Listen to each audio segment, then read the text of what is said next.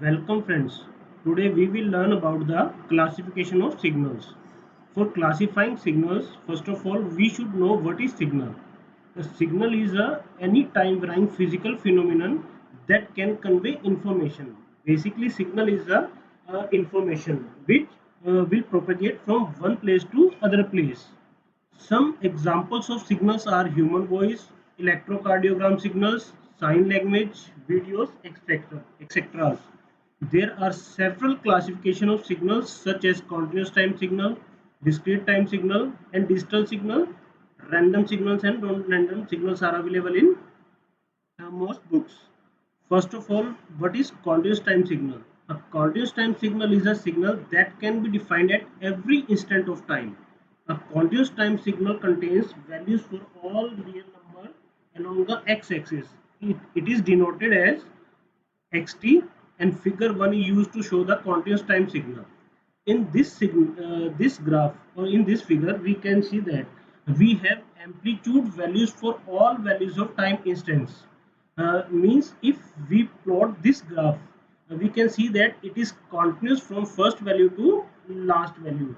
We have amplitude values for all time values, whereas in discrete time signals we can define it at certain instant of times. Basically discrete time signals can be obtained by sampling a continuous time signal and then convert it into a discrete time signal. It is denoted as xn, and figure 1b is used to describe the discrete time signals. Here we can see very clearly that we have gap in between two time values. Means in between these two time values our amplitude is 0. For all values of time our amplitude values are 0. Means we are plotting our amplitude values only for certain time values, and this can be achieved by sampling our continuous time signal with the help of a sampler. And last one is our digital signal. This signal can be derived from our discrete time signals, first by discretizing our time domain and then quantizing our amplitude domain, and after that we can encode this quantized amplitude levels with the help of 0 and 1s, and after converting or encoding this signal we will get a digital signal. Our next classification of signal is periodic versus aperiodic signals. A signal is said to be periodic if it repeats itself after some amount of time. Means we can have now xt plus t is equal to xt for some value of this time t. The period of this signal is minimum value of time for which it exactly repeats itself. Means we have to find the minimum value of time t after which our input signal repeats itself in an exact manner, whereas a periodic signal is a signal which does not repeat itself after a certain period of time. The periodic and aperiodic signals are basically shown in this figures, figure 2a and figure 2b respectively. In first figure we can see that our signal is repeating after certain time t, and then after 2t, 3t, 4t, and it is continuously repeating itself till our last value.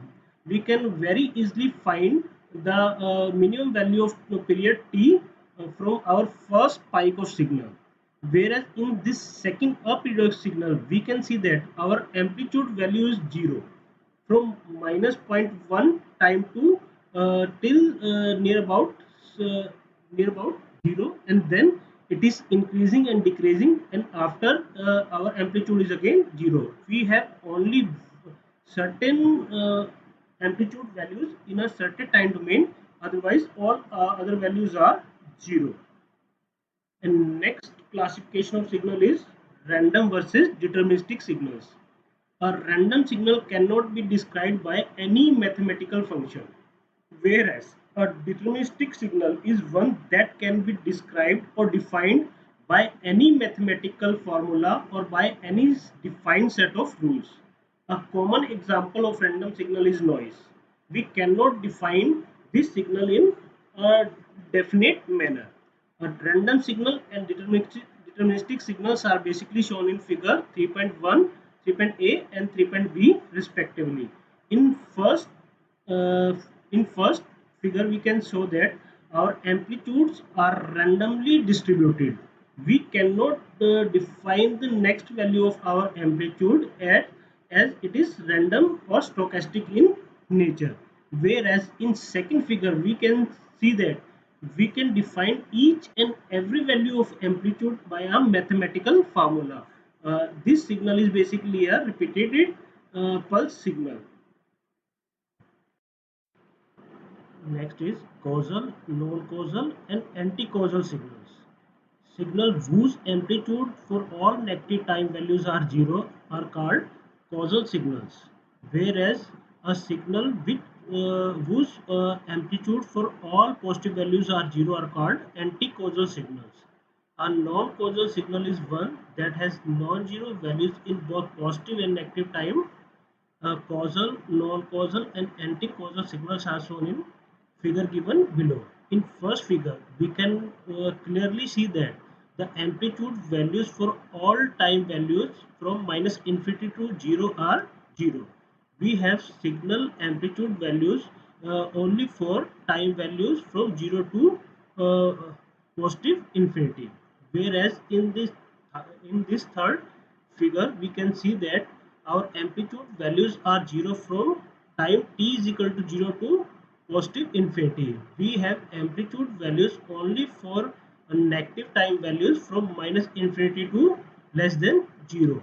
Whereas in this middle one figure, we can see that we have non-zero amplitude values in between minus infinity to positive infinity values of time.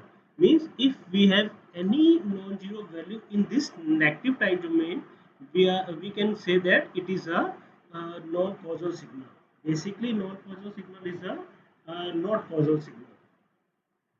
Second category of signal is even and odd signal. An even signal is any signal x such that xt is equal to x of minus t. Means if we check amplitude at positive time domain and negative time domain, both amplitudes are basically same.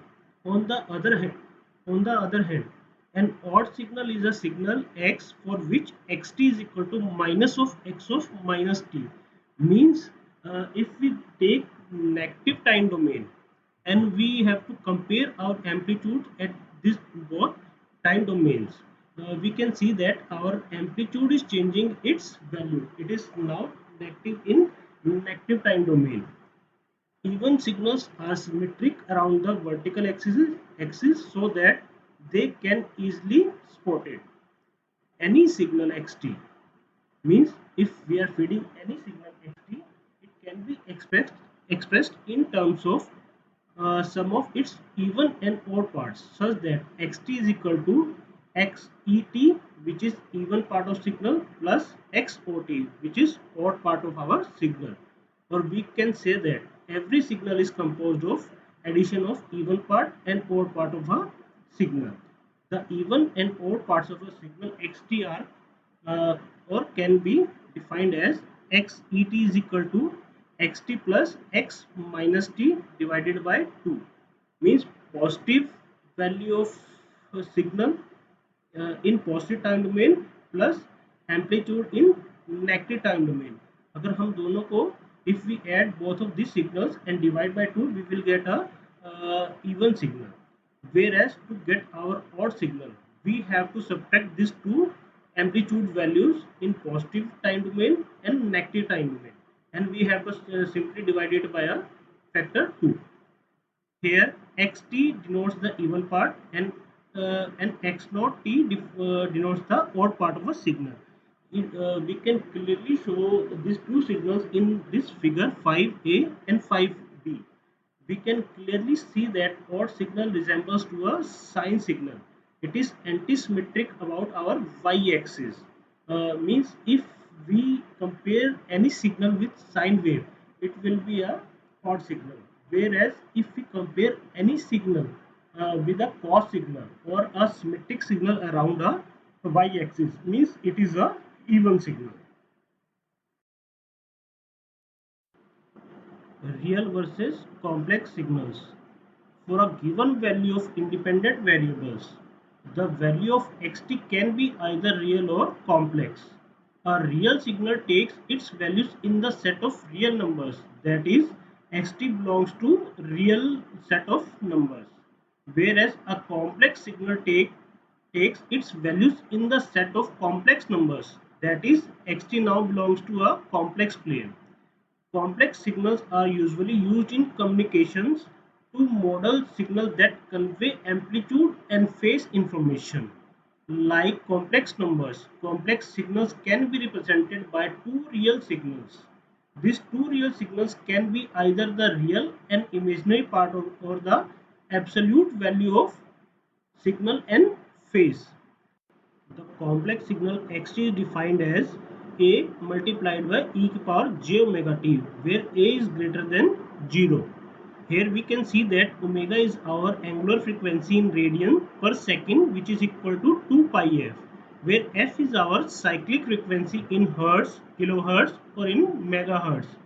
The real part of our signal is represented as xrt, which is equal to a multiplied by cos 2 pi ft, whereas its imaginary part is xit, which is equal to a sine 2 pi ft.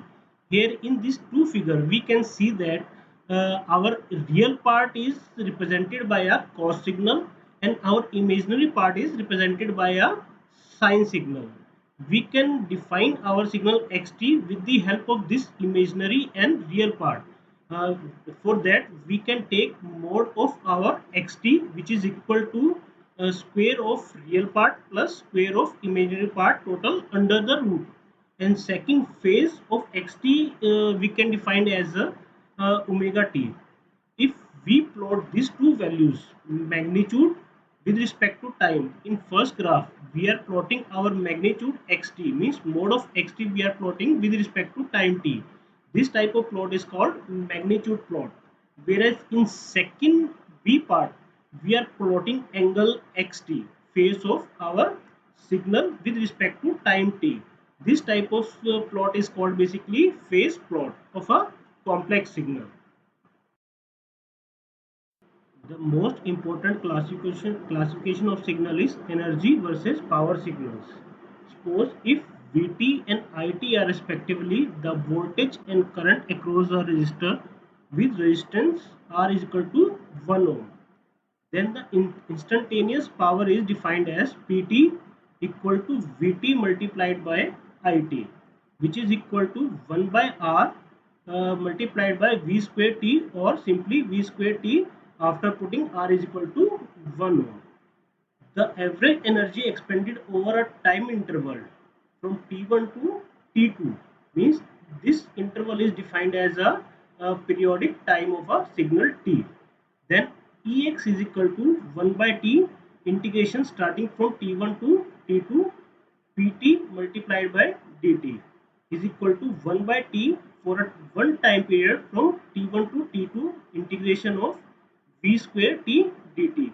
Now here we can check that our instantaneous time T is in between two time intervals. It is T1 and T2. T is starting from T1 and ending at T2. For any signal xt, the energy Ex is now defined as limit t approaching infinity integration starting from minus t to t mod of xt square dt, which is equal to integration from minus infinity to infinity mod of xt square dt. For finding power Px of a signal, simply we have to divide our energy signal by a factor t. Now it is equal to limit t approaching infinity 1 by t integration starting from minus t to t mod of xt square dt. For any real signal, this mode of xt square is equal to x square t. But for complex type signals, our mode of xt is equal to real part square plus imaginary part square total under root. To find energy for energy type signals, basically our energy should be finite and well defined, means it should be in between range 0 to infinity. if our energy is not a finite value, means it is an infinite energy, then we have to compute power signal. Means for power signals our power should be infinite, or it should be in between 0 to infinity. For any signal, suppose if we find energy is infinite signal and our power is also a infinite, in that case we have neither a energy signal nor a power signal. For above mentioned example and explanations, you can refer these books: Signal System by Sanjay Sharma, Signal System by K.M. Soni, Signal System by Tarun Rawat, or you can refer to MIT lecture 6003 F11 lecture 01. Uh, in a short while, the PDF of this lecture will be available at website welearnandteach.com. Thank you.